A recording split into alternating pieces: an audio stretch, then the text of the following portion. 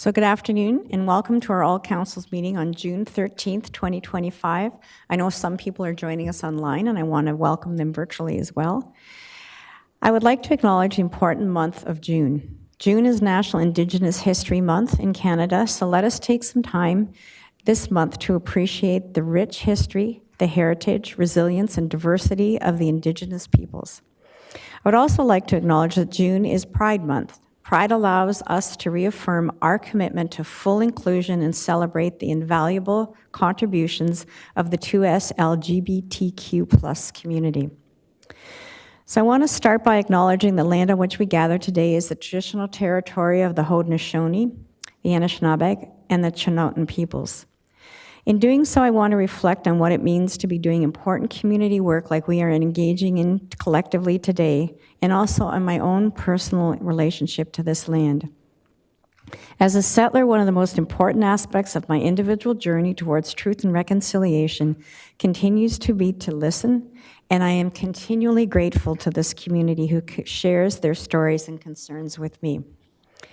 As chair of the region, I know that I carry a large responsibility that not only I, as an individual, listen and act, but that we, as a government, listen and take action in our community.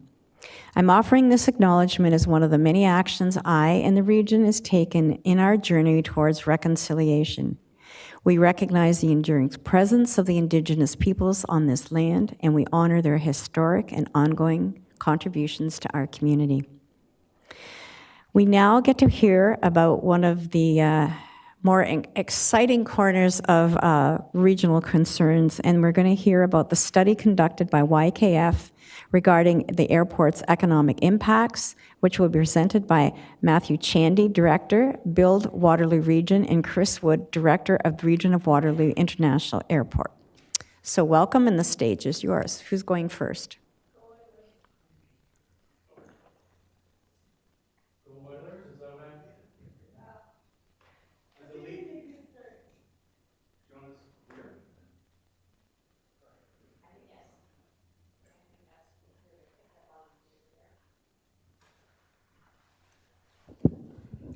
I'll have to watch the screen. So, well, good afternoon. Thanks very much for that, Chair Redmond. As the chair said, I'm Chris Wood. I'm the director of the Region of Waterloo Airport, and thanks for having me today to talk about one of my most favorite topics to speak about and what's going on at the airport. We did a study in 2024 based on 2023 data, and the numbers are spectacular, and we're going to go through the study. So next slide. So about the study, and then excuse me, I have to have a look at the screen. But this measures the employment and the spending at the airport. It was done by a company called Intervistas, which is a world-renowned economic study specializing in aviation, but they do all types of work around the world.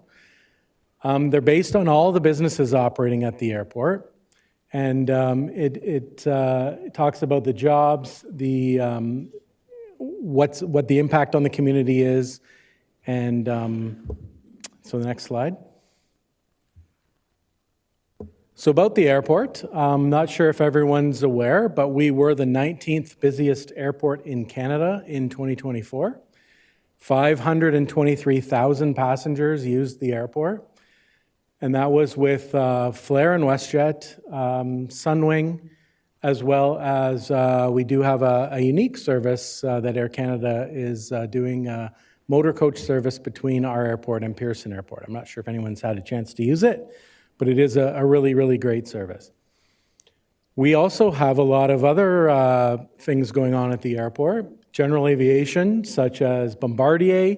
So Bombardier has a significant presence at our airport. De Havilland also has a significant presence at our airport. Chartrite is one of the largest, if not the largest, corporate operator of corporate jets in Canada, and they also have their largest footprint at our airport and about to get larger. And Flightline Services, which is another very big FBO, which we call. and it's a growing informal hub for Waterloo Region's aviation and aerospace sector, and my colleague Matthew is going to talk a little bit about that at the end of the presentation. Next slide. Here's a chart showing our growth over the years. Many can remember when we had one flight a day with WestJet. We continue to still have WestJet operate at our airport, but you can see the growth over the last 5 years has been nothing short of miraculous, and we were the fastest growing airport in Canada by far for a couple years running. Next slide. So why is it critical that we have an international airport? Well, it puts us on the map. Sorry? So we can get to Edmonton, right? One reason. It's important for attracting talent and retaining talent. We do hear from businesses in our community that say when they're trying to attract people to work and live in the region of Waterloo, that an airport is important for them, both for personal reasons but also business reasons. It's a key piece of the global supply chain. That was very evident during our COVID pandemic and continues to be that there are just-in-time shipments being made in and out of our region, both by local automotive parts manufacturers that are shipping parts out on a just-in-time basis, or Toyota and others bringing parts into our community. We support aeromedical flights. Every day, Orange Air Ambulance uses our airport, pretty much every day. Search and rescue, disaster relief, agricultural, law enforcement, evacuations from forest fires, right? All of those things are using our airport. It fuels the region's aviation and aerospace sector, and again, Matthew's going to talk a little bit about what's happening in that space, and it's really positive news. We also have one of the country's largest flight schools, and I'm not sure if you're aware, but 20% of all pilots' licenses are granted at our airport. So 20% of the pilots in Canada are given their license from our airport. And they are cultivating the next generation of commercial pilots. They're looking at the trends, what's happening in aviation. We're testing electric aircraft at our airport right now. So they are flying an electric airplane and testing that and trying to get certified, a type certification from Transport Canada. Next slide. So the numbers. In 2023, our airport generated $220 million in direct economic output. We had 660 jobs directly at the airport and $50 million in wages and $90 million in gross domestic product. Next slide. So if you see, those jobs are broken down a little bit from an air operator, aviation support services, construction, aviation-related manufacturing, government, ground transportation, and food and beverage, and food and retail. So that's how they break down directly. So there's 660 people that work every day at our airport. Next slide.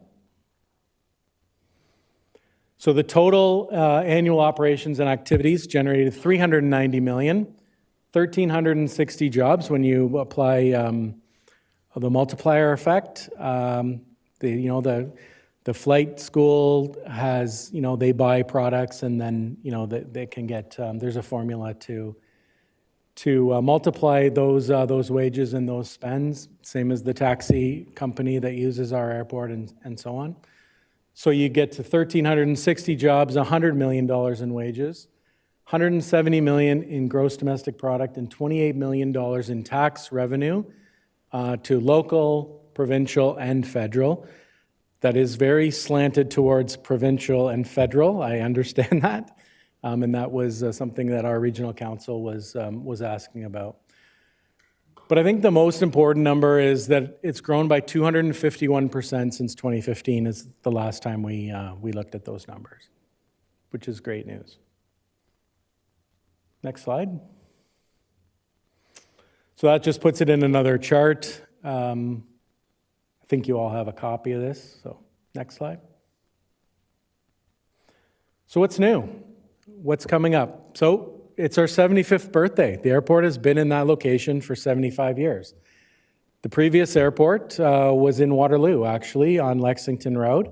It's now a baseball stadium or baseball diamond and a housing complex, but that was where the first airport in Waterloo Region was, and that opened in 1932 and lasted until 1950 when this airport was opened. On December 15th, 1950, so tomorrow we are having a 75th anniversary party at the airport. You're all welcome to attend. The weather looks pretty good. It wasn't looking good, but it is looking good now. We're going to continue the awareness of the airport and building on the Fly Local sort of campaign that we've had for a couple years. Business development, we're continually looking at other companies and other businesses to come and relocate, and nothing to announce today, but we are very close to two very major announcements at the airport that will be the two largest hangars at our airport by far. So that we'll look forward to that. Continued infrastructure improvements. We have a plan that's going to be coming out later this year in front of council to look at how we grow responsibly in the future, and it'll be built off the same plan we had in 2017 that built basically what we have today. Just in time, and when we need it, we'll be one step ahead of when we need it, so we can move quickly when opportunities arise. Next slide. I'll turn it over to my colleague, Matthew Chandy.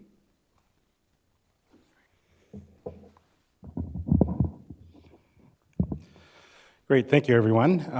Again, I'm Matthew Chandy. I'm the director of our Build Waterloo Region team.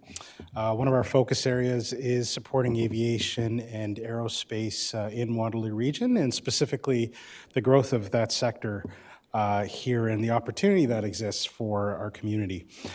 When we think of aviation and aerospace, I think we need to value our YKF as a strategic asset. Many communities would love to have an airport where aviation activities, aerospace activities can occur, have the appropriate zoning, the infrastructure and the support services that many of these types of companies needs, and we have one here. So one of the things that the airport does, in addition to some of the things Chris talked about, in addition to the passenger traffic, is support that sector with some of the businesses that Chris mentioned there, and attracting more companies to Waterloo Region.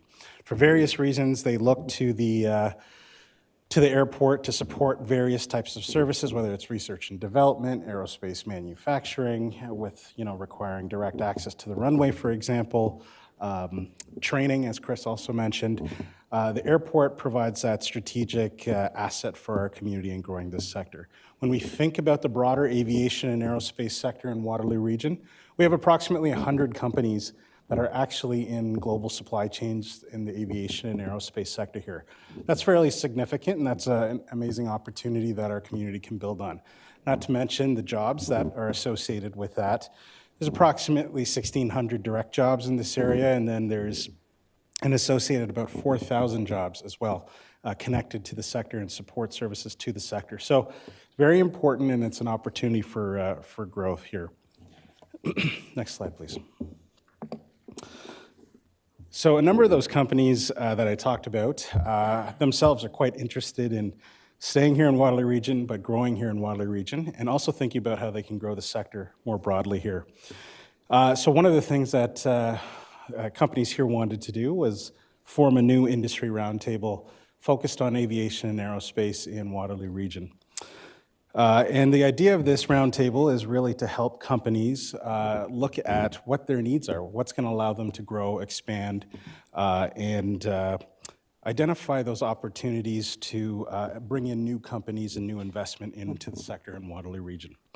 So in the spring of this year, AeroWR, which is the industry roundtable, had their first meeting at YKF and began exploring ways to address local aerospace needs, look at, as I said, expansion opportunities, advocate for priorities such as talent development, and look at how we can advocate and get support from senior levels of government for the sector here.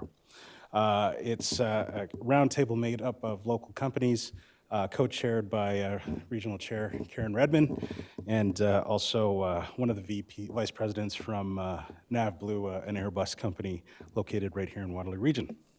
Next slide, please. Another interesting thing that's happening here in Waterloo Region is the launch of a new aerospace accelerator startup program. It's one of the first of its kind in the country. It was launched earlier this year, in 2024, as a partnership between the region, NAV Blue, and the Accelerator Center. It's a program that helps cultivate ideas for startups and help them scale up and find opportunities in the aviation and aerospace market. The first graduating class had 10 companies come out of it, of which one was already adopted by a global aerospace company, and another one has actually partnered with YKF on helping to improve efficiencies for airlines and turnaround times. So exciting first graduating class that came out of the program. The second cohort is going to be starting later this year. Next slide, please. So as we've talked about, again, aerospace is a critical job creator for Waterloo Region, and I think we need to think about that as it does present a strategic priority here. When we think, and Chris has talked about some of the new investment that we've seen at YKF. When we think about the airside lands at the airport, it is filling up quite fast, and it's nearing the full development. But we still continue to look at what those next generation aviation aerospace investments are, what they mean not only at the airport, but broadly in our community, and how we can support those opportunities here. And a lot of this is also now outlined in the new YKF growth plan that Chris was referring to. Next slide, please. So just to give you a little bit of an idea of that growth that's happening at the airport. Over the last decade, we've seen Apron 7, which is the area on the north side of the runway along Fountain Street. We've seen that area really just fill up with development, and it's been really exciting to see, given that the opportunity that it presents for our community as far as new jobs and new opportunities. But you can see there's been consistent growth in new development, new hangars, and new tenants. Bombardier, you have de Havilland, you have some of these global aerospace companies here that are choosing to locate at Waterloo Region. And as Chris said, there's 2 additional developments that's going to account for about another 160,000 square feet, and again, about 200 jobs. So again, good news for Waterloo Region as a whole, but just a small example of the opportunity that the aerospace and aviation sector present to our community and the value of having an airport here in Waterloo Region. Next slide. So with that, Chris and I were available to take any questions if there are any. Go ahead.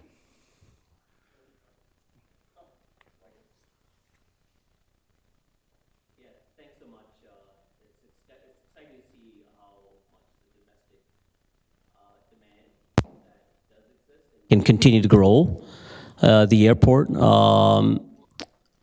Additionally, with Pearson Airport kind of meeting its capacity limits, and there's been ongoing discussion about what that overflow is going to be.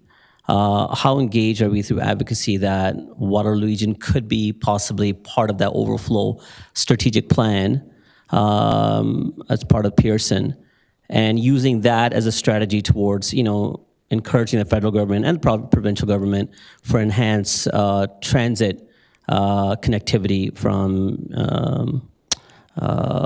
Toronto to Kitchener. You want me to? Yeah, there's a lot there. Pearson, I guess Pearson has been saying for quite some time that there is a limit to their capacity. I would say they're 95% recovered from COVID in 2024. They will probably hit pre-COVID numbers in 2025. So they're back to where they were prior to COVID, around 50 million passengers. They're currently going through a program to spend about $10 billion with a B to increase their capacity to what they believe is 65 million passengers. And that is going to be a complete rebuild of everything at Pearson Airport, everything underneath the ground and everything above the ground. Including the terminals will be completely redone. They will connect Terminal 1 and Terminal 3 together. And they will be building a temporary terminal on the, east side of Airport Road with pedestrian bridges over top of Airport Road to provide some temporary relief while they work on the terminal building. So there's a lot of, and that's a 10-year project. So the next 10 years will be full-on build at Pearson Airport. We do expect that as the prices of Pearson continue to escalate for airlines, that Waterloo Region Airport and Hamilton probably as well will become more attractive to some carriers. And we really believe there will be a time when it makes more sense to operate from our airport for some carriers. In your other question about pressuring the federal government, I think that's valid, and I think that now is a great opportunity because they've just made a decision on Pickering. So they are not going to build an airport at Pickering. That's been around since the 70s. So they finally made a decision on that, and I think that gives some clarity to us and others that, if there's going to be expansion, it will be on the west side of Toronto with the two airports capable of handling that. So, and there has been studies with Transport Canada that validated that would be the plan. Billy Bishop is an option as well, although no jets can use that airport today, and they're very limited by the runway length. So hopefully I answered what you're looking for. There's opportunities for sure, and I think that we have built that into our growth plan, and we understand. We spent a lot of time talking about that in the growth plan of why should we do this, and we hopefully have answered that question. So. I'm going to go to Councillor Hunick here. Thank you for the presentation. When you say we're 19th busiest airport, what does that mean? Are there 20 airports in Canada? Are there 25 airports in Canada? Are there 500 airports in Canada? There are more than 500 airports in Canada. However, not all of those airports have passenger traffic. So I'm going to say there are 75 to 100 airports in Canada that have scheduled traffic of some sort. We are number 9. We were number 19. We're number 9 as far as movements, so of aircraft movements. We are number 9 in the country, and that's because of the large amount of flight training that happens at our airport.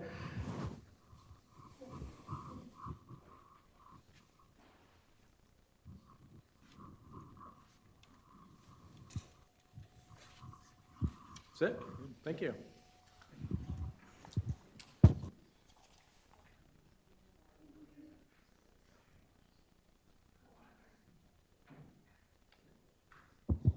So Chris and Matthew, I want to say great job. It takes a lot to leave this group speechless.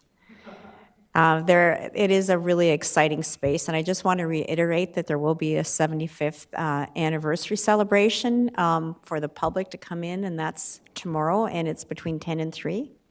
And we would love to see you all come, bring your kids, your grandkids, your neighbors. It really is a very exciting place, and one of the jewels of the assets that are within the region. The 2026 curbside collection changes update. So we're now going to be hearing, we're going to trash talk. We're going to hear about curbside collection changes to be implemented next year. And I'll ask John Arsenault, Director of Waste Management, to provide a presentation. So John, welcome, and the floor is yours.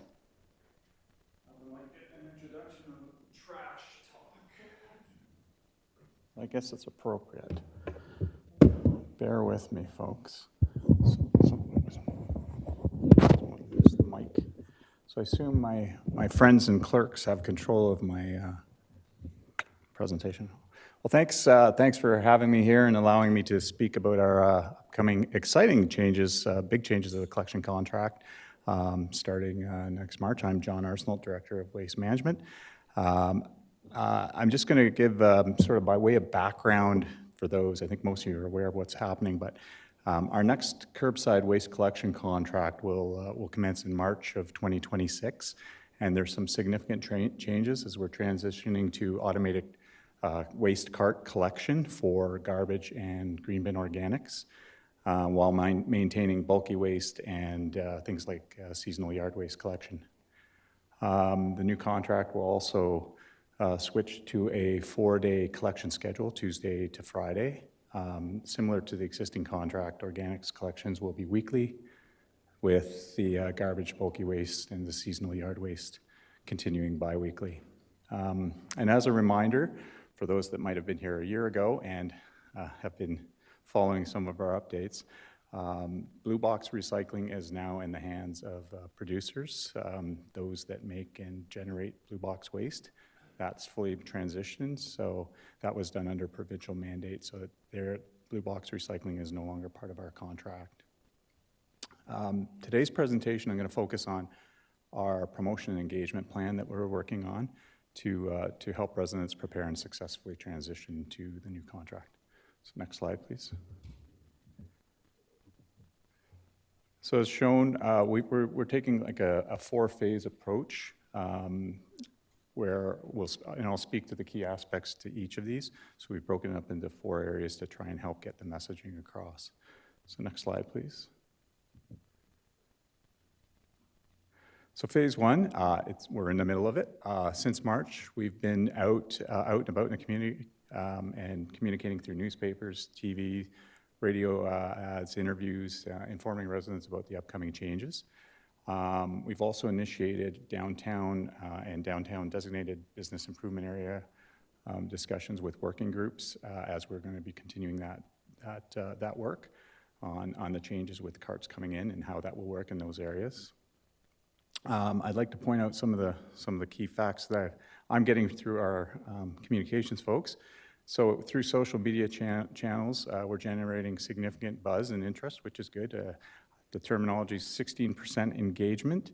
My understanding is on average, an organization of our size tends to get 4 to 5% engagement rate. So it means people are asking us questions, sharing opinions, clarifying information, and truly want to get more details. So as intended, we are certainly starting to reach residents across the region, and that's the intended goal.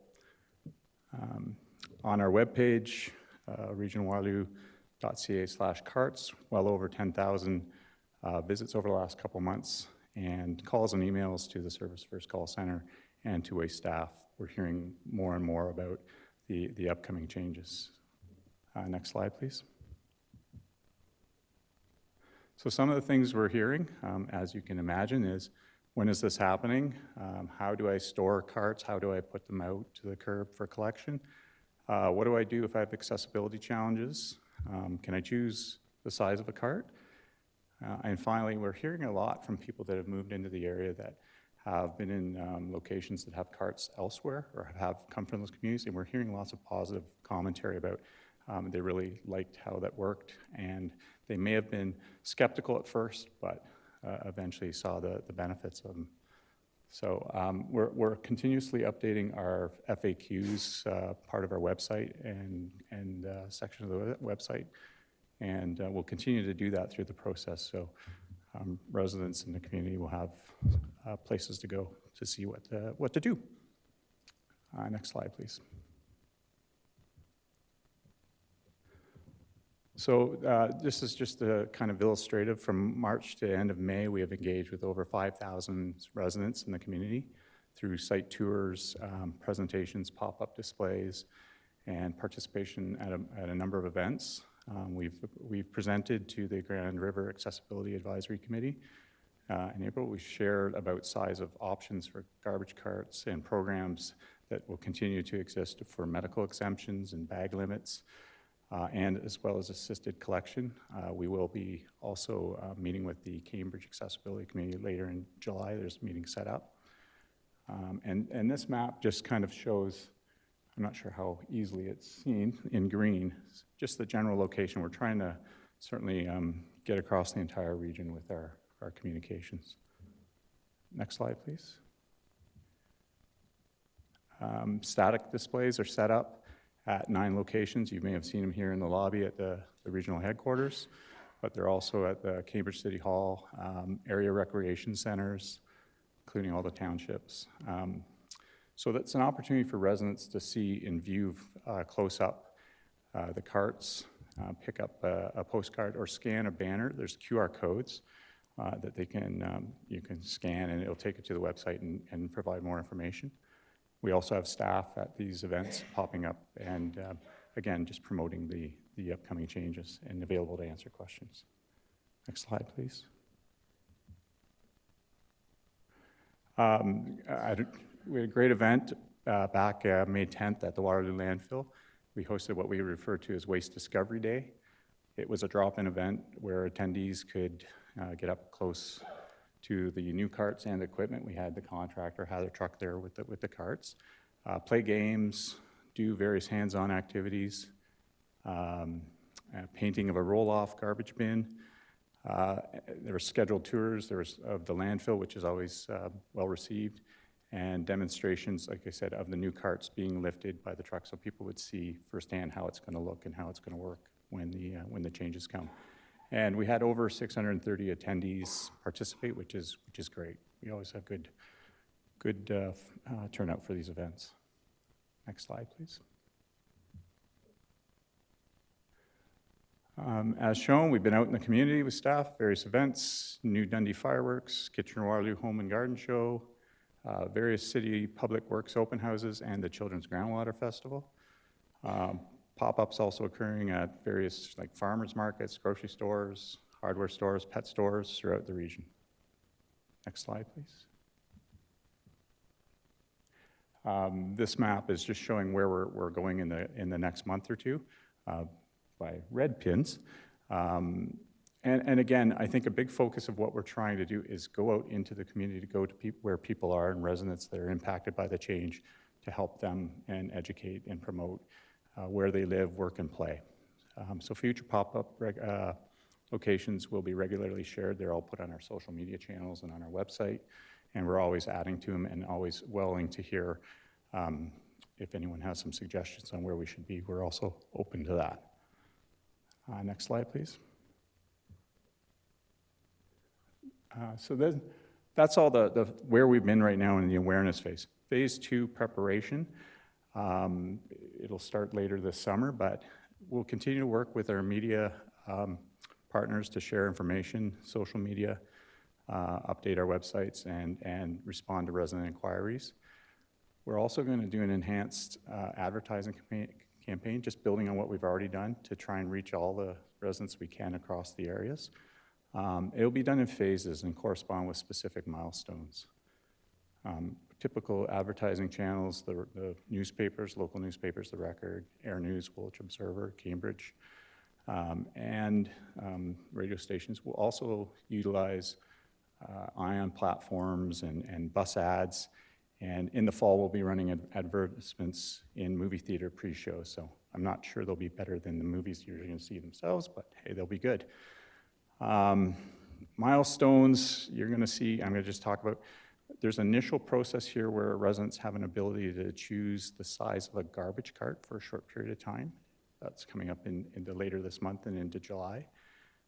Carts themselves, the delivery schedule will be starting in October and will go right through to February. It's about a 5-month process because we are looking at roughly 330,000 carts in total being delivered across the region. It's a lot of work. And there's collection day changes. As I mentioned before, we're going to a 4-day schedule, Tuesday to Friday. It eliminates that Monday stat holiday that seems to be more common. Those new collection dates will be shared with residents early in the new year once the routes are all finalized, well in advance of the start date. Next slide, please. So as I was saying about garbage carts and that, I think last time we might have had some here, like I said, they're in the lobby. This just illustrates the difference in size, and I'm not sure I'm the human, but I don't think. Anyhow, the large black cart is the default size. It's equivalent to 3 garbage bags, which is our current level of service, 3 bags collected or containers every 2 weeks.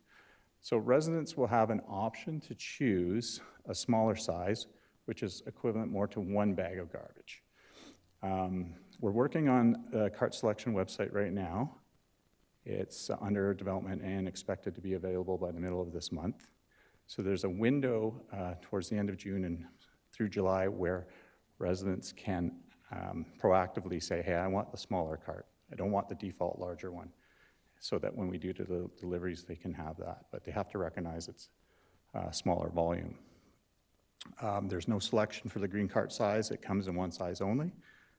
And we will be sharing the information once the portal is open for the cart sizes or the ability to select carts. Next slide, please. So moving into phase 3, I guess this is where the rubber hits the road, implementation, March of next year. Just continue to provide support through the Service First Call Center and through our waste staff and contractor. We'll be available to provide education support to ensure the transition runs smoothly. For the first few weeks, we'll be trying to identify some of the more significant issues, if there are those, and tackle them. And again, we'll be in the community throughout. Residents can also ask questions. We're going to be starting an Engage WR page that will have a lot of back and forth just to get some information on what may be happening, or trying to get some more information out to the public. Lots of tips and reminders will be shared through all our media channels. On the carts themselves, there will be a unique QR code where residents can scan it, and it's able to initiate a customer service inquiry for waste connection, cart repair if they need it, cart replacement if it's broken, and it also directs us to the region's website to give more tips and tricks. So it's meant to be very interactive and collaborative. And through that first 6 months of the program, residents, we ask that residents, okay, take 6 months, figure this all out, but with that garbage cart, if after that first 6-month period you say, hey, that big garbage cart, I don't need that big one, I want a smaller one, we'll look at one-time free exchanges in the fall of 2026. Yeah, we'll see where that goes. That's hopeful that people are starting to reduce the size of the garbage carts from a perspective of then they're diverting more waste. Next slide, please. So finally, the last phase, once we're well into the transition, winter, this will be our first winter in 2026 and beyond. We want to reinforce how to participate in the program and how to set the carts out and how that will go during those winter months, because if it's anything like this past winter, it could be a lot of fun. We'll continue to just provide ongoing support, including the education and outreach available to residents, and will be a big focus in putting packages together and that for all the new folks that are coming to our region as we're getting 1 million ready. We'll continue to review and monitor the program, and like any of these type of things, we will try and tweak and use the feedback to adjust to provide better support and make some changes as they make sense, and certainly keeping council involved as necessary with that. And with that, next slide, please. I think that's about it. So yeah, so primary focus, we're out there in the community, we're continuing, hopefully you've seen us, maybe you have, maybe you haven't. And we are trying to blanket everywhere, because the more we do now, the easier it'll be at transition time for people to make those changes. So, thank you. Thanks, Chris. Thanks very much, John, for the information. I know it's a big undertaking to make this transition. Sorry, is there feedback happening here? Closer? Does that work? Okay. I'm just curious about reversing the order. Like, why? Because we are trying to send the message of reducing the amount of waste that people put out and increasing the amount that they compost. So it seems counterintuitive in that model to have a bigger garbage bin rather than starting with what you're calling the default bin, rather than starting with the smaller bin, which would send the message of, we're already trying to get people to compost more, recycle more, et cetera. So what's the thinking behind that? So I think just going back to when we had the levels of service actually approved by council, we were trying to maintain a similar, when I look at a level of service, we're 3 bags now every other week. We're doing the same, but with a different collection methodology using the carts, and that's where we set the baseline. So that's what our contract was stipulated on, and we put in some of these things about, okay, we could look at some of the cart changes over time. And I think based on what we're seeing on the street, although we do appreciate we want to get to the smaller cart and more diversion, I think it will take time to understand what people are doing. And most people, quite honestly, might need the larger cart, at least to start. And I think we're probably better served to look at level of service changes where we come back to council and invoke those as the contract goes to try and get into that process of getting to a smaller bin. Hopefully that makes some sense. It just seems like a more expensive way to do it. It's a bit of a chicken and egg, I appreciate, but we're basing it on what was the level of service or how the contract was let, and we're trying to follow those rules. But we do appreciate that as time goes, we have an ability, and certainly working with council to make some modifications. So it would be too late to make a change now, you're saying? It would be, yeah, because they priced it in accordingly. They're having the carts fabricated as we speak. We're actually starting to see delivery of some already. So we're trying to see what the uptake will be on this initial phase of, do you want a smaller cart versus a larger cart? Because the other thing we want to be careful of is if someone asks for a smaller cart, but it doesn't work for them, what's the mechanism for them to provide to get more different waste collection? And right now it's bag tags at a cost. So we want people to adjust, I guess, to the thought of carts and understand how to use them. And then we'll look at, okay, this is working really well. Can we look at how do we get, the organics we're getting more tonnage there. Recycling, which isn't in our area anymore, how's that working? So that we can start to drive that diversion. And it'll come along with also other things that we come out of our, what we're doing in parallel to strategic long-term waste plan right now, so. Okay, thanks for that. I guess with the bag tags, is that sort of how you would manage like surge capacity at like holiday seasons and stuff when there's additional? That's the intent. So what we don't want to be in a position where someone asks for a small cart, or they think and then they're always having to put out extra, and then we might have this issue, I'm having to pay for bag tags all the time, and well, there's the default cart. So I think it's just a work in progress, and we've based a lot of this as well on learnings from other jurisdictions that have gone through this process. So I think it's just a work in progress. Thanks, John. Yeah, I've got the microphone, so I'll go next. Just a first question about the green bins. So are the current green bins going to become redundant? Yes, they will. So we will be looking at program out there where there's going to be things like, can you repurpose them yourselves? But we are actively looking at a recycling program where we would collect them back and get them repurposed or recycle themselves. But no, they cannot be used in their current form. The ones that are there, they're too small for the collection arms. Okay, thank you. My second question has to do with collection downtown, in Kitchener in particular. I know this has been both the problem with the storage of the bins in the some very small units, and what the collection is going to look like.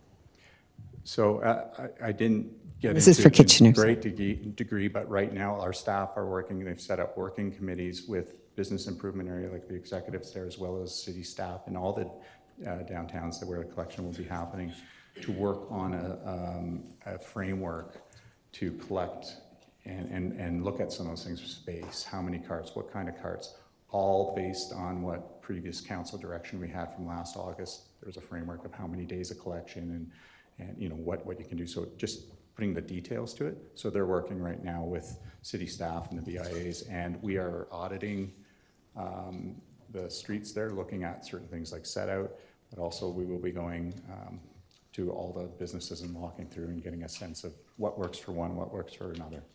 So it's a work in progress still. It's a work in progress, and again, this is also one of those things where learnings from other communities has been very helpful. Okay, thank you. Thanks for your presentation, John.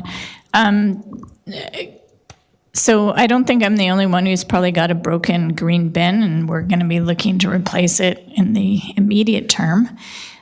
Is access to these bins available now so that we don't have to get a new one and then add to the recycling problem?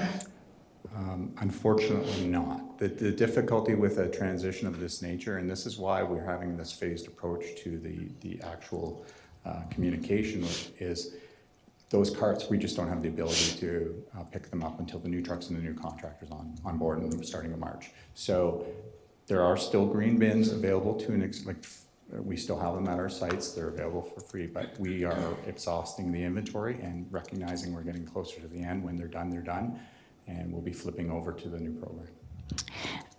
The second question is that I have had a lot of questions about the recycling program, and people continue to believe, because it's not being discussed with the bin rollout, that it's discontinuing. And I know that you're doing your best to drive people to the extended producer responsibility website and all of those kinds of pieces. It appears as though even right now, if you need a new blue box, you can pick one up from that waste provider. It sounds to me like the contract's already transitioned over and someone else is doing the work. So it's happening, and essentially nothing's changing on that program from the homeowner side. So correct an extent. The transition occurred for us in March of 2024. And it was intended to be seamless, and in many ways it is, because it's the same contractor doing the same things that you saw before. And that will continue to the end of this year. Starting next year, moving forward, all the communities across the province will be transitioned to producer responsible. And unfortunately, and it's a bit of a bone of contention, to be honest, we're trying to work with the producer groups to understand what will the program look like going forward, because there's no obligation for them to share, the producer groups. We do get some information, so we're trying to get a sense of where it is. So I think to your point, most of the community, even though the transitions happened and all this, no one would know any different. But starting next year, it could change. And the reality is things like, my understanding at this point in time is it will continue to be blue boxes, but there's things like they could look at a different, like a bi-weekly collection.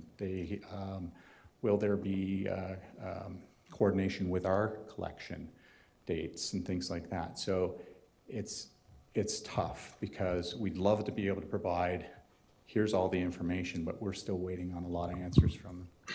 And sorry, the actual transition date for that contract is the end of March as well? So herein lies another bit of January 1, the entire province switches over to full transition, like everyone will be transitioned.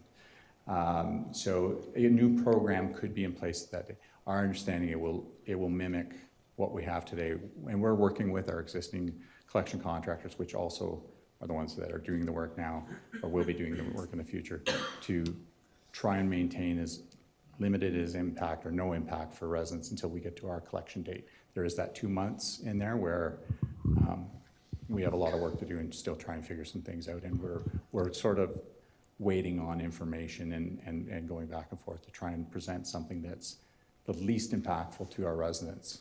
Because regardless of who's doing it, it needs to be understood, and we all want it, because we'll get calls. Someone will get a phone call, or someone will get, so. Right, okay. Even if it's possible as a follow-up from a meeting like this to provide members of council, I know from my perspective, even as a city councillor, just to have like a standard response that I can provide to people with the appropriate links, so I don't have to just forward it on to the regional councillors and make extra work for everyone. Certainly we can do that, and I'll talk to staff about that. The other thing I would say on this whole blue box thing, and this is just, it'll be coming, it is fully our intention this fall, because there's, the province just last week put another amendment. You know, we got 30 days to comment on. They're changing things. They're actually in many ways rolling some stuff back. So we're still sort of up in the air, but we will have to bring another report to regional council in particular to say this is what we know of the blue box transition and what may be the implications post-transition, post-January 1, 2026, to the best of our knowledge. So that'll be later this fall, but to your point, Diane, I'll work with staff and get some, one of those speaking notes. And I totally understand where you're coming from. As you know, I worked on the circular recovery legislation when I was on AMO. We were unsuccessful. But I guess one of the other questions I have is just around asset management. The region has a large material recoveries facility as part of their holding at the waste management facility. I'm sure it has a significant annual operating maintenance costs and all those kinds of things. Is there a plan for that materials recovery facility? Yes, there is. Actually, we're utilizing it now because we're actually a subcontractor to the producers and managing Blue Box for the time being until the full transition happens. But it was actually, from a timing perspective, it was nearing end of life. Okay. So we, as part of a larger infrastructure overall rehabilitation of the front end of the Waterloo site, the transfer station itself, not just the recycling center, it's part of a process looking at it and how to reutilize it, but in all likelihood it will be removed, and because it's at a point where it can't be refurbished for another use at this point. Not for a few years it can, but ultimately it will have that purpose. Thank you very much. I think it's clear that waste management is something that most citizens expect as a critical service from the region, and so the maximum amount of clarity that can be provided on this is of value, so thank you. Thank you. Councillor Roach, online, if you'd like to ask your question.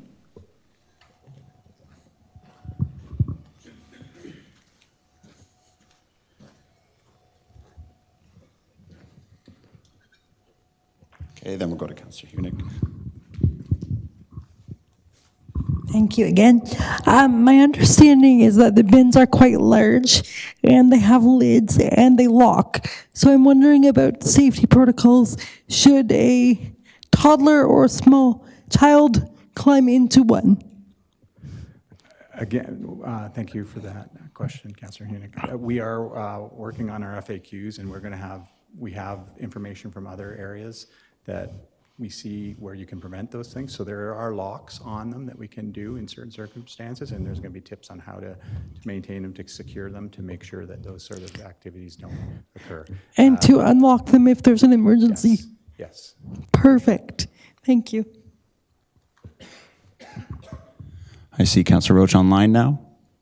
If you'd like Hi, I guess I can't get my camera working, but thank you for the presentation, John. Could you provide a breakdown of the projected cost savings for the region to this, as we transition to this new automated cart waste collection system? I'm assuming there are reduction in labor costs and workplace injuries and operational efficiencies compared to our current system?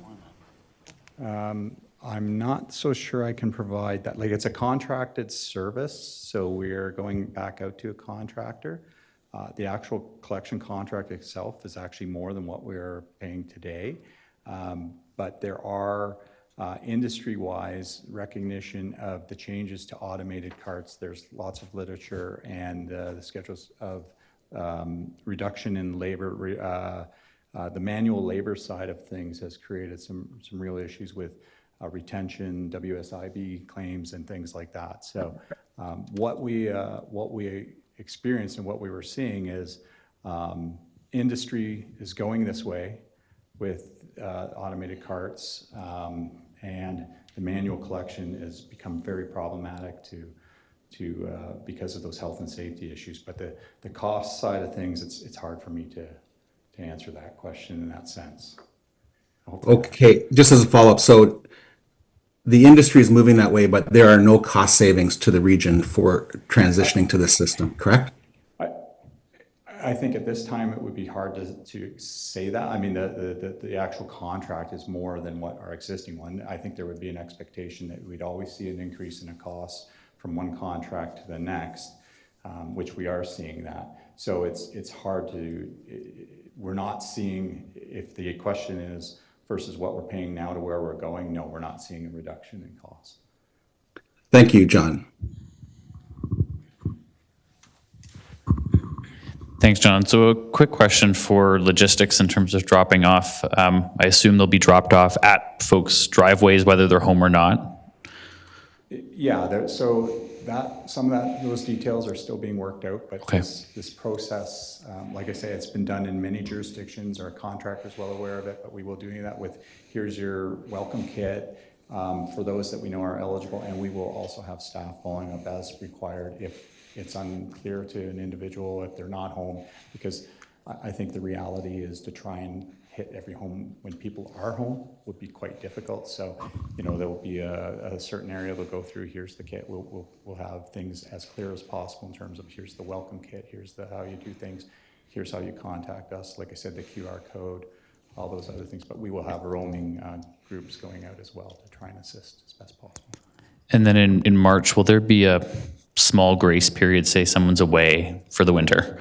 They come back in March and they put out their old green bin or their bag. Will that get picked up? We certainly will look at that and have that done. Okay. I would say for those that are maybe recall the existing contract when we switched in 2016, 2017, we went from weekly to bi-weekly, and there was a lot of questions similar in nature. Oh, it's not the same week, and there's going to be this and that.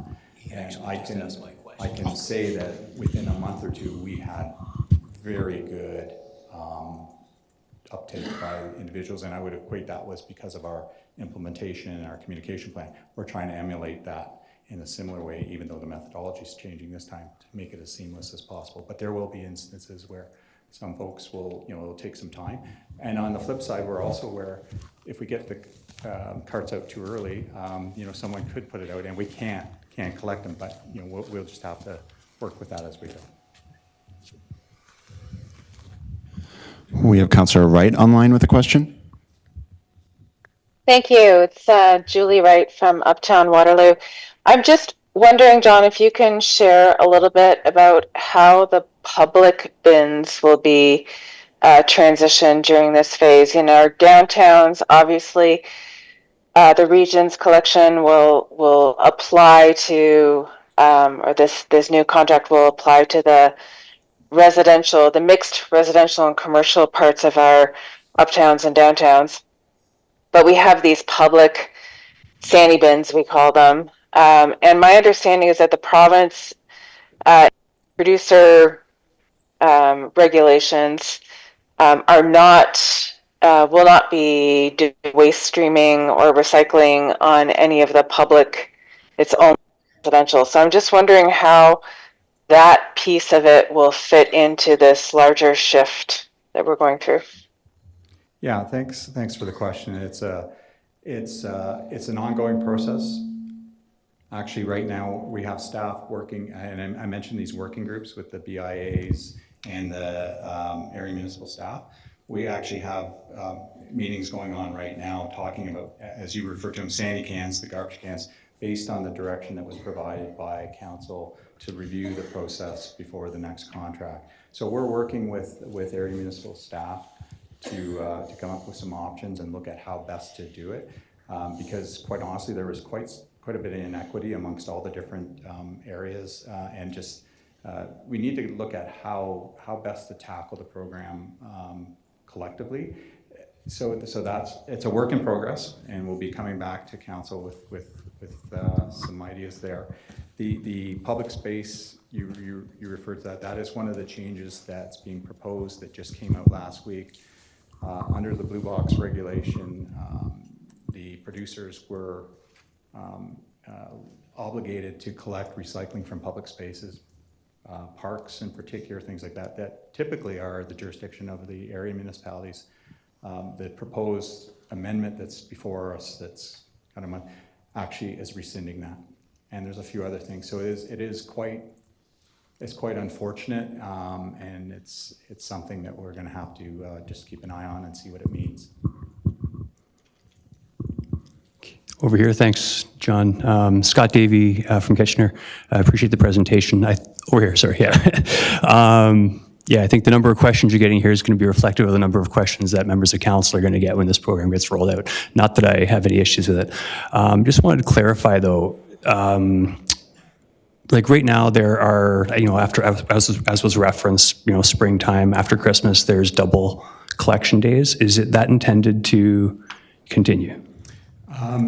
No, as part of the new contract, that was stopped for a number of reasons. I mean, we look at the bag tags as being a potential way to deal with that, and I think the term used before is surge. And based on what we've seen, actually, and what's happened in the community, the uptake hasn't been that extreme. It may be in certain areas, but it hasn't been. So it is not a part of the program as it is today. I think it's one of those things as we monitor and look, and it said if it came to, this is an issue, it could be something that's reinstated at certain times here. We also want to be reflective of not pinning a collection, those double up days or something to historical, cultural, or an event or a day, given that's what we're trying to. We're trying to keep it as fair and equitable as possible.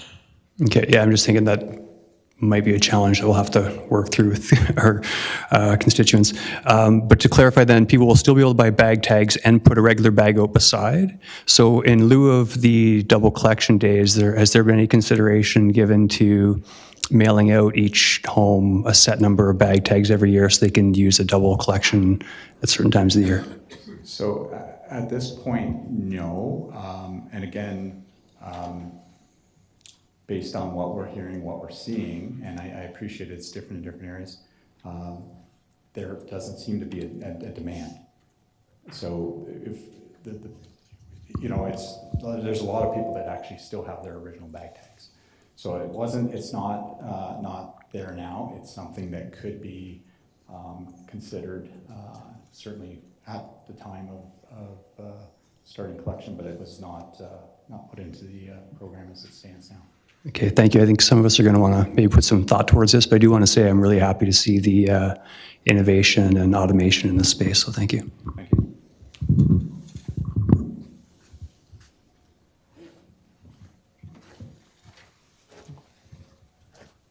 That's it. Go. Okay. I should end with "Go Oilers, go." Thank you, everyone.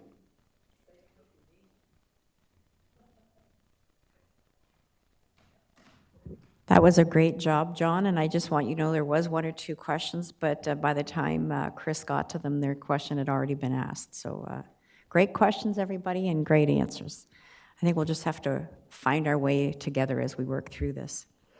Our final presentation today is on the topic of tariffs and trade wars, and it's being presented by Dr. Azim Asija and Dr. Riwan Karim, both on behalf of Wilfrid Laurier University. So I would welcome you to come to the podium.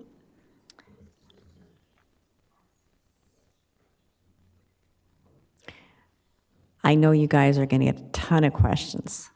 Thank you very much for providing some information on this very timely topic. So thank you very much for having us. It's a great pleasure to be here, and as Chair Redmond has said, we are from Wilfrid Laurier University, though of course our views do not represent anything official position of Wilfrid Laurier University. We're both trade and development economists by training, so this is not strictly speaking trade economists, but we do have something to say on this. First slide, please.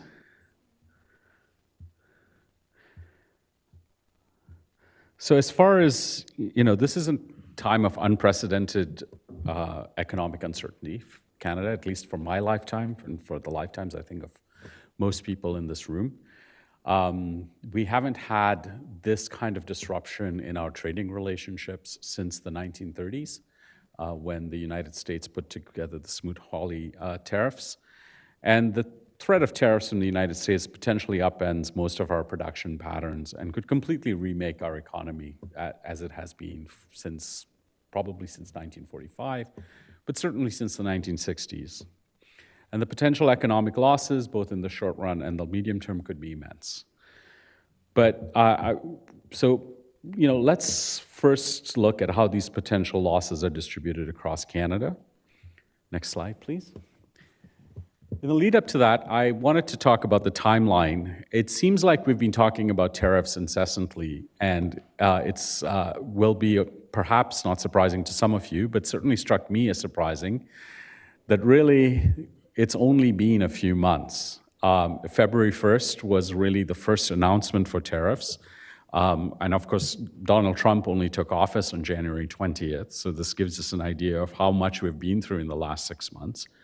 On February 1st, the United States imposed a 25% tariff on Canadian exports, and it was supposed to take effect on February 4th, other than energy exports. And Canada, in response on the same day, announced retaliatory tariffs of 25% on a 30 billion tranche of US goods, and then a second tranche that was to take place a month later on $120 billion of US goods. On February 3rd, the tariffs were paused until March 4th, and Canadian retaliation, at least the second tranche, was paused. On March 4th, the tariffs were imposed, and then Canadian retaliation was reinstated. 3 days later, there was an exemption put in place for CUSMA-compliant goods, which is the Canada-US-Mexico trade agreement, and then non-compliant potash as well. And Canada, in response, paused its phase 2 until April 2nd. On March 12th, so it looked like we had a bit of a reprieve, but on March 12th, there was a 25% tariffs imposed on steel and aluminum from all countries, not just Canada. But Canada was already subject to some tariffs from the United States on steel and aluminum. So Canadian steel was subject effectively to a 50% tariff and aluminum to a 35% tariff. This is sort of what is known as tariff stacking. On March 13th, Canada announced retaliatory tariffs on goods worth about $29 billion, and this was in response to the steel and aluminum tariffs. So there are now tariffs on steel coming in from the United States and small amounts of aluminum that come through. On April 2nd, many of you will remember this. This was what was termed as, well, April 5th was supposed to be Liberation Day, but this was the announcement leading to Liberation Day. So these were reciprocal tariffs that were announced on the rest of the world, right? A 10% baseline tariff to apply to host countries, and then some countries were to receive higher tariffs than the 10% tariff for reasons which are murky at best and not really known, I think don't seem to follow any kind of economic logic. And these were to take effect on April 5th. About 4 days later, we had reciprocal tariffs dropped down to 10% for all countries except China. And Canada imposed 25% tariff on US autos. This was in response to the US auto tariff, sorry, I missed one, but this was on April 3rd. This was the tariffs on autos, and Canada imposed reciprocal tariffs on US autos. And then on April 15th, the Canadian government, which initially had been fairly strong in its response to tariffs, actually watered it down quite a bit. Right, so we put a 6-month remission on tariffs of US goods that are used in production or are used for consumption in public health, public safety, or national security. So this is a significant watering down of the Canadian response. By April 29th, there was some addressing of the stacking of tariffs. So the steel and aluminum tariffs then dropped to 25%. In the United States. And on May 3rd, the auto parts tariff. So initially, auto parts were exempt from the tariffs. They are now, as of May 3rd, applying to automobile parts as well, though CUSMA compliant parts, that is produced within Canada, US, Mexico, are exempt for now, except for CKD kits, which is complete knockdown kits. So this is an entire car that's essentially taken apart, and or part compilations. And then on June 4th, much to everyone's surprise, this I don't think anybody expected, tariffs on steel and aluminum were raised to 50%. So where does this leave us, right? Besides dizzy from all these back and forth and kind of crazy gyrations, is that we have a 25% tariff on non-CUSMA compliant goods, except 10% on energy and potash. No tariff on CUSMA compliant goods except automobiles, right? Steel and aluminum. 25% tariff on CUSMA compliant automobiles, but tariff only applies to non-US content. So if that content is produced in Canada, that's what gets tariffed, or in Mexico, that's what gets tariffs. And there's no tariff for now on CUSMA compliant automobile parts except these CKD kits. And then there's a 50% tariff on steel and aluminum. And so there has been statements that have been made by the Treasury Secretary, Scott Bessent, and others who have said that the auto parts exemption is only temporary, that this could kick in at some later date. But for now, this is what applies. So, you know, next slide, please. Sorry, I have been forgetting to say next slide. You guys are fantastic, though. On steel and aluminum, what's the impact on us? What's the impact in Southern Ontario? It's not much, to put it that way. There are nearby communities which are slightly exposed to the steel and aluminum. Obviously, Hamilton comes to mind. Most of the dots that you see on the left side of the screen there are in Quebec. The one exception is Sault Ste. Marie, obviously, with the steel tariffs. They're heavily involved in the steel sector. But in Southern Ontario, for the most part, the impact is relatively small. Next slide, please. The same is not true for automobiles. And if you look at automobiles, we are heavily exposed, and this is the most heavily exposed region to the automobile tariffs. Just to, you know, all the red dots are Southern Ontario CMAs. But if you look at some of them, and I'm not sure how easily you can see them, I've highlighted our neighboring communities and Kitchener-Waterloo as well, but that's Woodstock, that's Stratford, Guelph, and you know, some of the other communities that are not very far away. One of those big red dots on that side is Ingersoll, for example. It's not super far away, right? So if you think about it, Southern Ontario is probably the most exposed, and this shouldn't be a surprise to anyone, right? This is the manufacturing center of Canada. This is where the impact is going to be. Now, I don't know, I think that I would be lying to say that I knew with certainty what the tariff impact is going to be, because at this point, we don't have any certainty of what tariffs are going to stay and what tariffs are going to go. But we do have some, but I think we have a pretty strong guess, and that is the impact of the tariffs primarily in the short run is going to be from reduced demand. So prices will be passed on, higher prices will be passed on to the consumers, and consumers are going to demand less of automobiles, of parts contain, you know, things that are made are heavily steel and aluminum intensive, right? Automobiles are actually also heavily steel and aluminum intensive.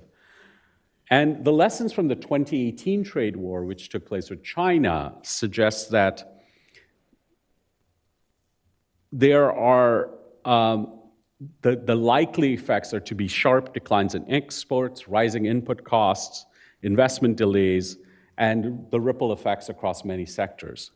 What doesn't seem to happen much is the kind of reshoring which Donald Trump wants.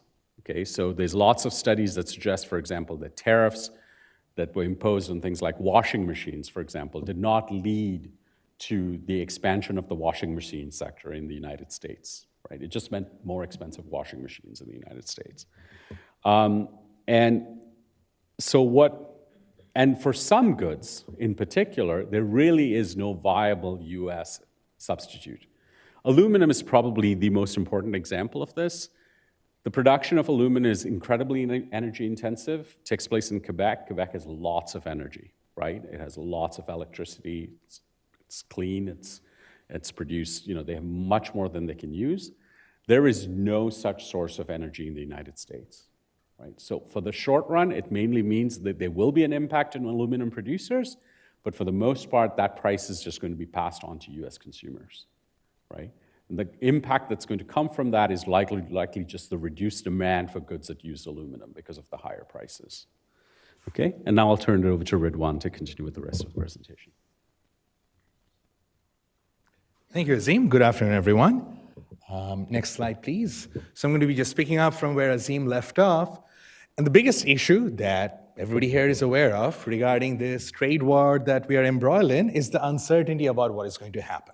There's been so much back and forth, so many changes to the rules of the game that businesses do not really know how to plan around these things or what's going to happen a week from now or maybe a month from now. And so predictably, we see that businesses are responding by slowing down their investments. So as Azim pointed out, the automotive industry tariffs is the one that is the most relevant for us. There will be knock-on effects of tariffs on other goods on this region too, but the one that is of primary interest to us is the automotive tariffs. And I'm sorry, the previous slide. I think I'm still on the previous slide. At least 3 of the big 8 automotive assembly plants in Ontario have slowed down their production in some ways. They have either introduced some idle assembly lines, or they have announced layoffs, or they're just delaying investments. And we see that the numbers are also reflecting this slowdown in production and output in these automotive factories in Ontario. I think the first numbers that came out in April showed that exports from Canada to US of automotive parts have gone down by almost 20%. And auto parts factories are a big part of our job scenario here in Waterloo region. And these factories depend on the output that has been produced by these assembly plants. So there's this big knock-on effect that is going to happen on the Waterloo region. So it seems that there are things that are happening. However, there are reasons for some optimism. So some people within the automotive industry believe that these things are not going to be permanent. These things are going to go away. We know that the Canadian government is negotiating with the US government, and they feel that these things that we're seeing, this escalation with tariffs, they're simply not sustainable. And there's a number of reasons for that. Canadians buy more cars from the US that are assembled in US assembly plants than vice versa. And the automotive supply chain in North America is incredibly interlinked. Ford, GM, Stellantis, they have invested many billions of dollars over many decades of free trade to develop these supply chains. And they're going to bear a lot of these costs. So the hope really is that the damages that are being incurred both in Canada but also on the southern side of the border is going to make itself felt. It is already being felt.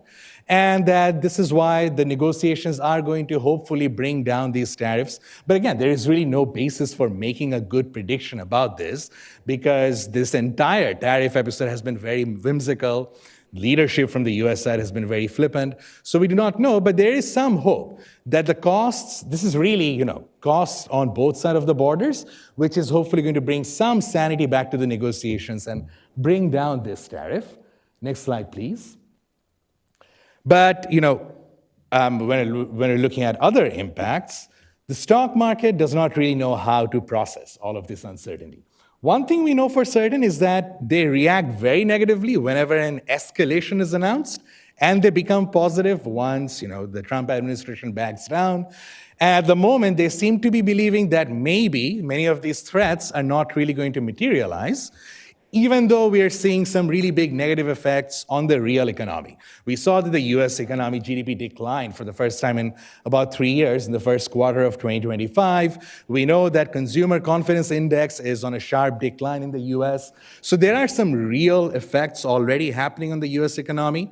The stock market is a bit slow in processing all of that and hoping that many of this will just go away if they do not really pay too much attention to it. But that is the world that we're living in. There is a lot of uncertainty. We would like to know, we have reasons to believe many of this will go away, but there really is no basis for making a sound prediction about what is going to happen. And we have to also incorporate the fact that the news that is coming from the southern side of the border is very exhausting to follow. It's very whimsical and flippant, and we can see the gradual erosion of norms and institutions. We have seen threats to Canada's sovereignty. This is the environment that we're operating in. So even if the negotiations are successful, even if tomorrow the tariffs go away, there is always the possibility something else might strike us that we have no way of anticipating. Or maybe these negotiations will fall apart next year. So that is the sort of mindset that we have to keep in mind when we're trying to figure out what our best responses should be. Next slide, please. So given all of this, I think that, we have come up with some suggestions, very broad suggestions, and, we can talk about the details about how these things would be done. But we have some suggestions about what can be done in the short run and what can be done in the more medium to long run, given all of the likely impacts and, the turbulent political environment that we find ourselves in. In the short run, we strongly advocate for wage supports for workers in the affected industries, particularly industries in the auto parts sector in Waterloo. There's, I believe, more than 20,000 jobs that might be directly affected by these by this trade war. And there are a number of ways that we can go about doing this. There is the wage support program that we had in place from the pandemic, and there is also things like expanded EI programs and having work sharing adjustments and agreements. So there are many different ways of doing this, but it's also important to keep in mind why we want to do this. We want to do this because we feel that this temporary upheaval that we're seeing on the trade front should not really lead to permanent, irreversible changes. We would like these job-specific matches to be kept intact, because often, if jobs are lost, if these job-specific matches are lost, it does turn out to be very difficult to retrieve these matches in the long run. We want these things to be in place. We do not want these temporary upheavals, which might go away, to have irreversible effects. And if job losses do occur, we strongly advocate for retraining programs. These are not very widespread, but there are such programs in parts of North America. And what little evidence we have on these programs, they turn out to be very effective. And they end up paying for themselves over the medium to long run. So I think these are things that we can definitely do. We have some idea about how to do because there's been recent precedences about things like this happening in Waterloo and, of course, across Ontario. We also think that we can leverage the Waterloo EDC resources to help businesses find new suppliers. So the Canadian federal government is retaliating due to the threats from the South. Many of these retaliatory tariffs are commendable, and we believe are necessary to make sure that the negotiations happen on equal footing. But there are some unintended consequences of these retaliatory tariffs. So for example, small businesses who get some of their inputs or some of their products from parts of America are now facing higher costs because of these retaliatory tariffs.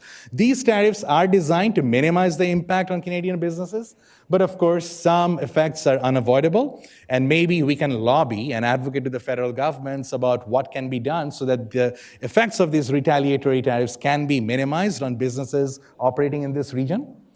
Next slide, please.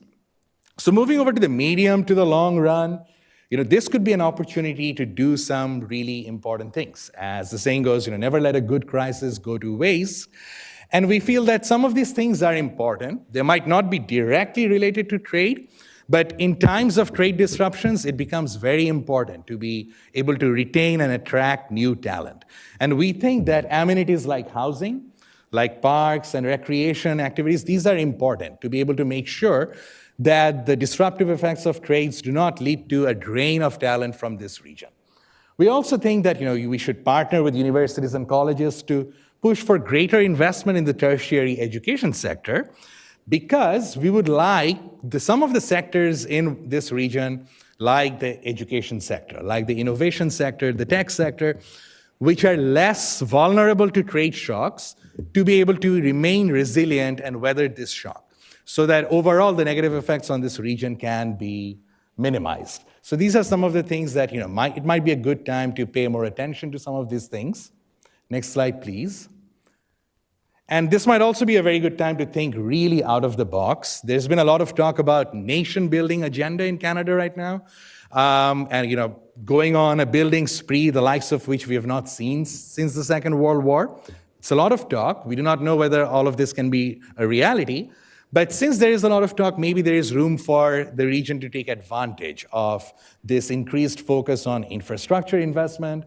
And this also means that we're going to be an alternate purchaser for our domestic steel and aluminum producers who are facing these strong headwinds from the US. And there could also be potential to repurpose our automotive manufacturing capacity for new uses in emerging industries. We have the skilled labor force. We have the industrial infrastructure. We might be able to think about how to repurpose some of these things and help with our infrastructure investments. So these are some of the suggestions that we had, some very broad suggestions, just to refocus our attention on things that are important in the current scenario. Thank you. We're happy to take questions.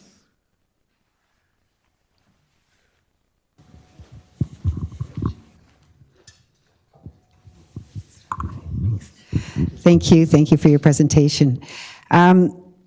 So as you talk about what we can do, right? I don't know if you're familiar with Samir Amin and Walden Bello and their deglobalization or their, delinking theories and how they promote the idea of turning inward when it comes to manufacturing and not depending so heavily on economies outside.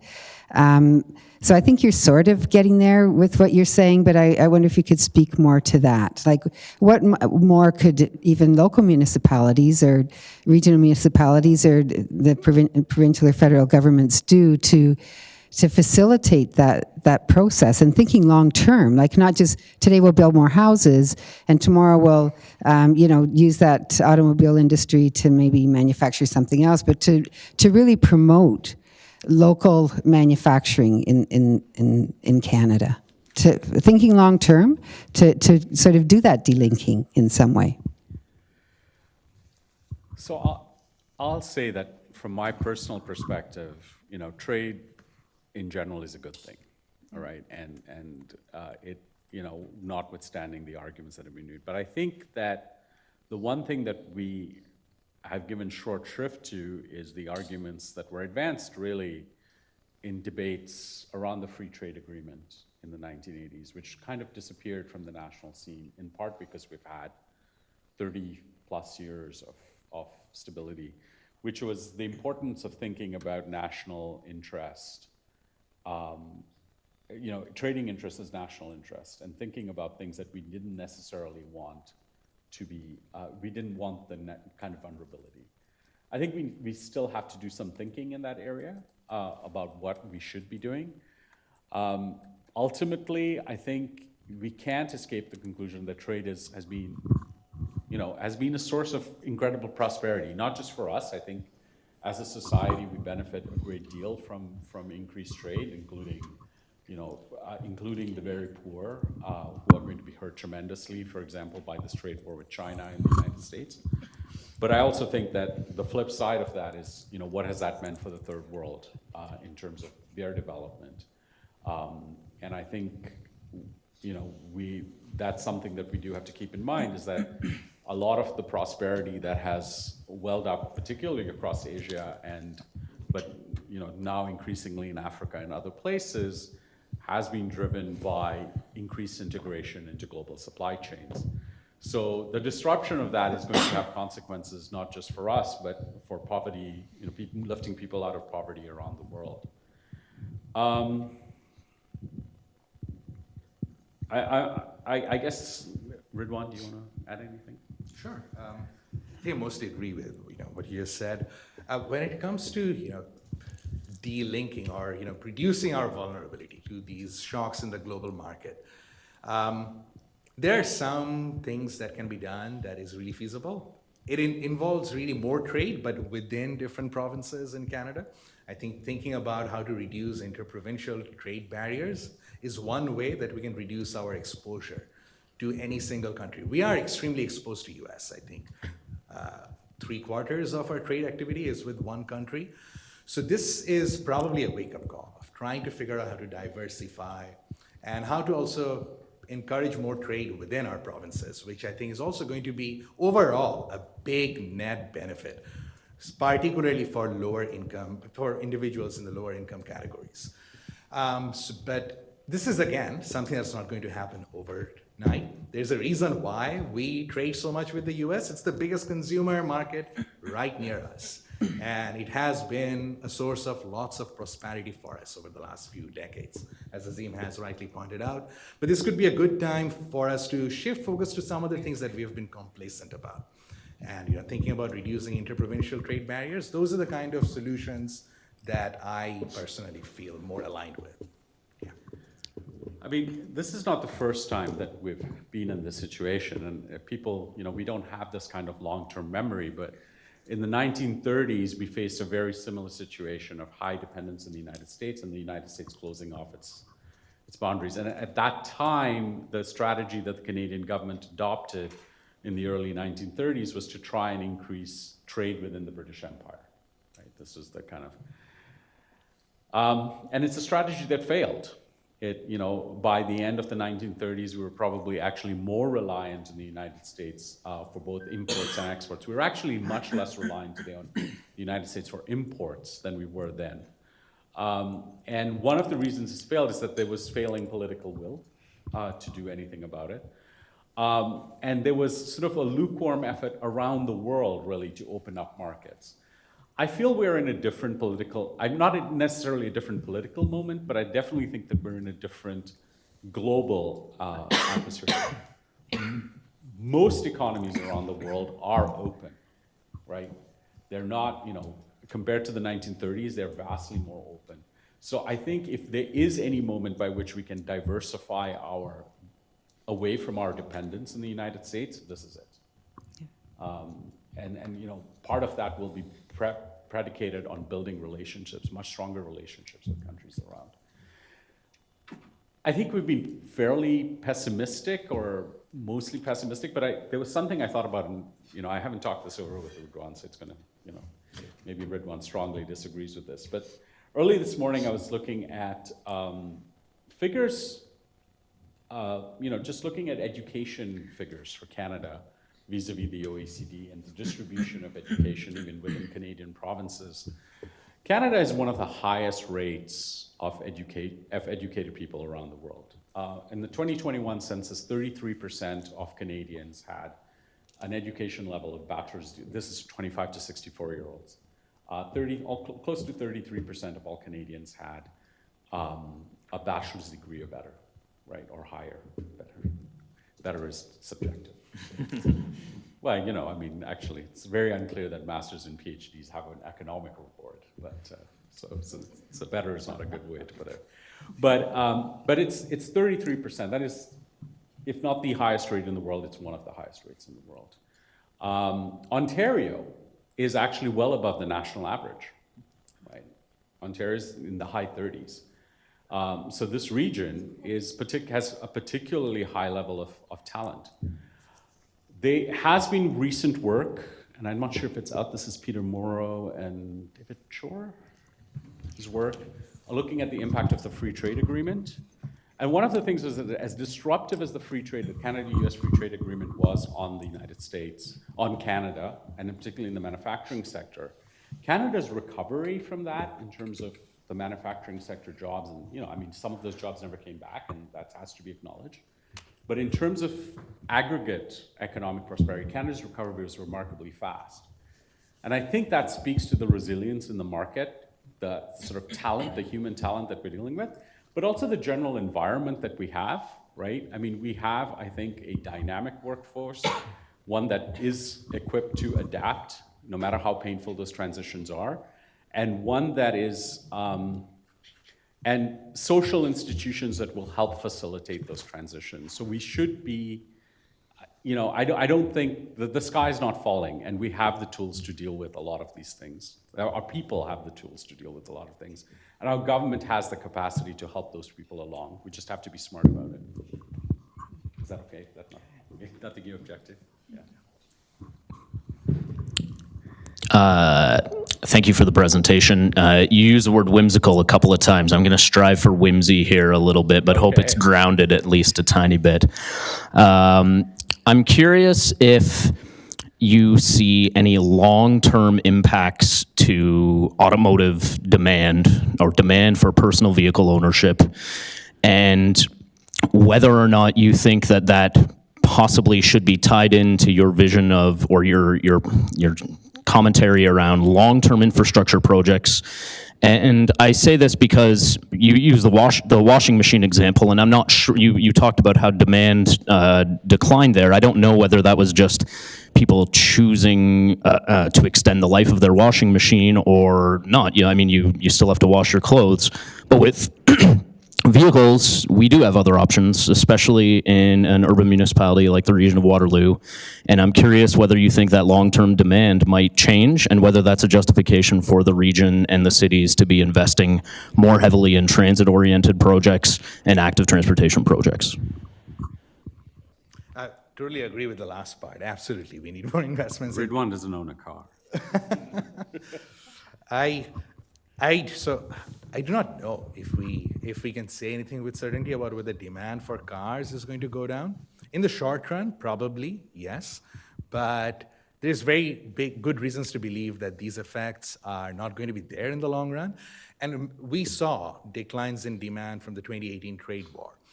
We also saw those declines being almost immediately reversed once the tariffs were scaled down. And once CUSMA was signed, there was decline in demands of steel and aluminum from Canada to US during the 2018 trade war. The scale and the size and the magnitude of the tariffs were lower, but there was definitely a decline, but those things almost immediately got back to the pre-trade war levels. So very likely there's no good reason for us to think that there will be any decline in demand if similar patterns hold this time too. This presupposes that some level of normalcy is going to come back at some point in time. Who knows about that, because how whimsical things are. But regardless of that, investments in transportation infrastructure is probably a very good idea at this point in time. Yeah. I really feel the term whimsical is very euphemistic about what's going on. I agree with Ridwan. I don't know what is going to happen on that front. But I can tell you what I would like to happen.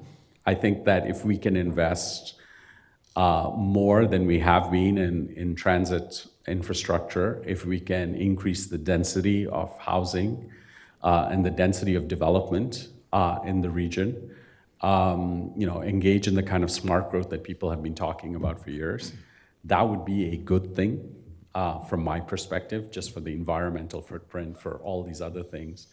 And I think that endogenously will drive a lower demand for cars, right? I mean, the complaint a lot of people have is, well, I have no choice. I mean, I can't wait for the bus, to take me places. That's not a complaint, for example, that my European relatives have, for example, right? I have in-laws who live in Paris, right? They take the car out once a week if they have a car at all. And it's a very different approach to living. I hesitate to advocate for one way or another because, I'll say, oh, that's some crazy left-wing professor saying those kind of things. But I think I think that would be what I would ideally like to see is more investments, better transit. I still think there's a long way to go. I mean, there've been tremendous improvements in the time that I have been associated with the Kitchener-Waterloo region, certainly the last 20 years, but we could do a lot better, I feel. Right, and for the person who doesn't own a car, there could be a You can check out the GRT's business plan and provide your comments on EngageWR or .ca. Doug Spooner will appreciate, our Commissioner of Transportation, will appreciate you adding your comments to that. I just was curious if you could unpack, there was a bullet point you had in one of the slides that said about the region becoming an alternative. I'm trying to remember exactly what it said. The region becoming an alternative producer or supply? Purchaser, right, of steel. I'm just wondering sort of what your thought is around that, and if you could unpack that and explain that to me and anybody else who maybe didn't get it.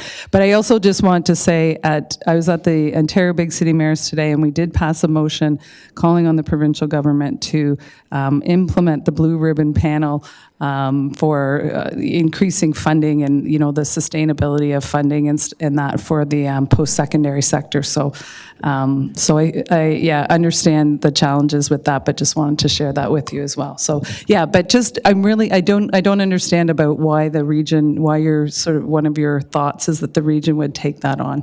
Thanks. Great, thanks. So that's great news, first of all, the news that you shared. It's a motion. Right. When it comes to being an alternate purchaser, it's basically aligned with, you know, the buy local idea.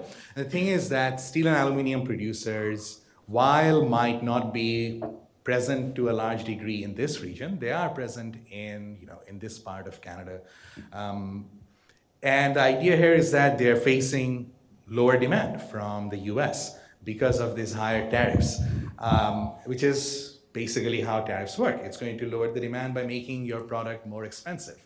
So the idea here is that this is going to be sort of a buffer for these domestic producers. Instead of having to lay off, we can maybe use their output to build more infrastructure so that the negative effects of these trade disruptions can be minimized to a large degree. So that is the idea that the federal government has. It's one of the motivations behind why they're trying to think about going on this nation-building infrastructure agenda. I think there's been a lot of talk about this over the news and over the last week or so, that they really want to accelerate the approval of many different types of infrastructure projects as long as certain criteria are made. And they're looking for proposals from provincial governments and private sector partners and collaboration between them. There is this environment now where there is this acknowledgement that we can sort of limit the negative consequences of this trade war on some of our important industries by using their output in building infrastructure, which can also yield lots of really big long-term benefits.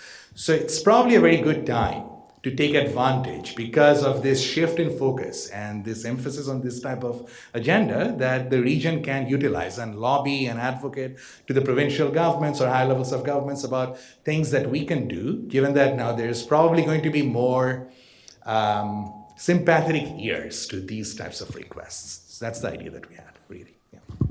I mean, infrastructure and housing, I mean, you won't build housing. Some of the housing will be funded through the regions and through the municipalities, but most of it will be private sector. But by facilitating that, right, it does create a demand for these materials, some of which will, you know, it's not going to offset it completely. It's not going to be, but something is better than nothing, right?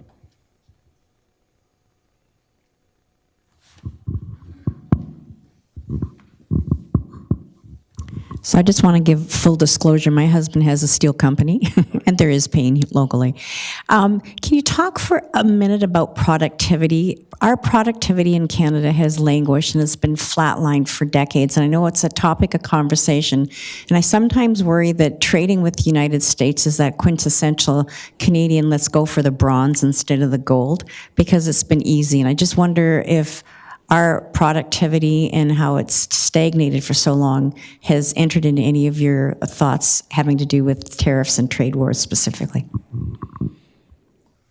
So there's an old line from the economist Paul Krugman, which he basically says productivity, well, I mean, he has two lines. One is that productivity is, productivity is the most important thing that economists should worry about. But the one, I think, fallacy that we have is that trade per se has something to do with productivity. As long as we have a flexible exchange rate, we will be able to trade no matter how unproductive we are. We just won't be able to buy that much from the rest of the world. So there's that issue. The productivity challenges in Canada, I mean, are not new. We've been talking about this for as long as I've been an economist, which is much longer than this young man over here. But I will say this. I think one of the major drags on aggregate productivity in Canada is the oil sector, right? The oil sector has, productivity in the oil and gas sector has declined dramatically. And that's not because people in the oil sands are getting fundamentally worse at what they're doing. It's that it's just much harder to get oil out of the ground. And so a lot of that productivity growth or decline that we're seeing, or flatlining, or whatever you want to say, is actually, and there's a study out of the McMaster University, a bunch of economists at McMaster University, which basically talk about the fact that this productivity decline that we've seen over the last 10, 15 years is primarily driven by the fact that the oil sector has actually had negative productivity growth during that period of time. Manufacturing, I mean, it's not blowing anybody away, but it's pretty much on the same trend line that it was for the previous 20 years before that, okay? So I think we need to understand. The other thing is there's a temptation in popular circles to just do GDP growth comparisons and say, look, our GDP hasn't been growing over the last little while, this is a productivity crisis. And there's a lot going on in GDP. I think from my perspective, looking at the figures, it's really important to do apples to apples comparisons. Now let's look at where it actually matters. Let's look at household incomes, right? And let's look at wages, right? Not quite the same thing. These are not two of the same things, but let's look at wages. If you look at wage growth in the Canadian economy, it's actually been relatively strong. Especially post-COVID, we've had pretty good wage growth. More importantly, the wage gap between us and in the United States has not changed dramatically. So median wages are a little bit lower in Canada than in the United States. That's pretty much the situation that's always been. That's median wages. At the bottom end of the distribution for wages in Canada, if you're at the 20th percentile in Canada, as opposed to being in 20th percentile in the United States, you are much better off in Canada than you are in the United States. And that's wages. That's before any kind of government transfers or anything like that. Canadian wages at the 20th percentile are much higher than in the United States. Where the United States pulls away is, when you start looking north of the 70th percentile, right? So these are people who are really high income earners. The really high income earners do really well in the United States. So if you have the 95th percentile in the United States, you're earning a lot more than in Canada. So wage growth has been pretty strong in Canada. So, when people talk about productivity numbers and they talk about falling labor productivity, take it with a pinch of salt, right? For the most part, the wage numbers, if you think that wages are a measure of labor productivity, and I think that's, it's not a perfect measure, but it's a measure of labor productivity, it looks like labor is doing pretty well. And that's where most of us derive our incomes.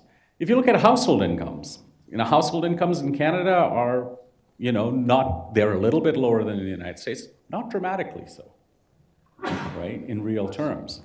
So again, where is this productivity crisis being driven? It's true that the Canadians we don't have a lot of offshore, we don't have a lot of headquartered companies here drawing in profits, right?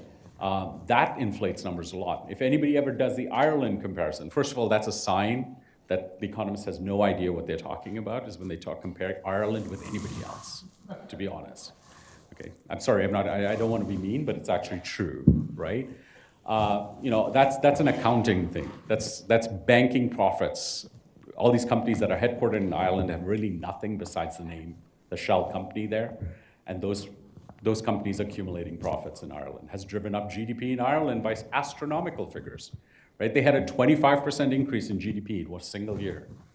That's, ladies and gentlemen, that's impossible, right? That doesn't happen in any economy, right? So there are lots of productivity challenges, but I don't think they're unique. And I think that other countries are in very similar boats. Australia is another one, perhaps even more so than us, where we've had declines in productivity. We're trying to transition away from a resource-based economy at a time when resources are becoming increasingly more difficult to get out of the ground. All of that will matter in terms of productivity measurements.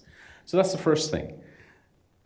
The second thing, ultimately, we should try and be more productive, right? That will improve our standard of living, et cetera. But let's have some clarity about where that crisis is coming from. There was something else I wanted to say, but I don't remember because I've talked too long, so.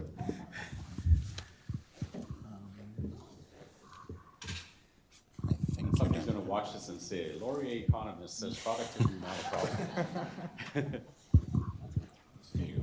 I want to thank you both very much. This has been absolutely riveting. It makes me wish I'd taken more economics classes for sure. And so thank you. And again, you're here on behalf of Laurier. Thank you so much for a very insightful conversation. I want to thank everybody for joining us this afternoon. I think these all-council meetings are instructive and very useful, not just for spreading education, but actually seeing other councillors who row in the same direction as we do at the region, and it's nice to see you in person. So again, thank you to all the presenters. Thank you for everybody who joined us.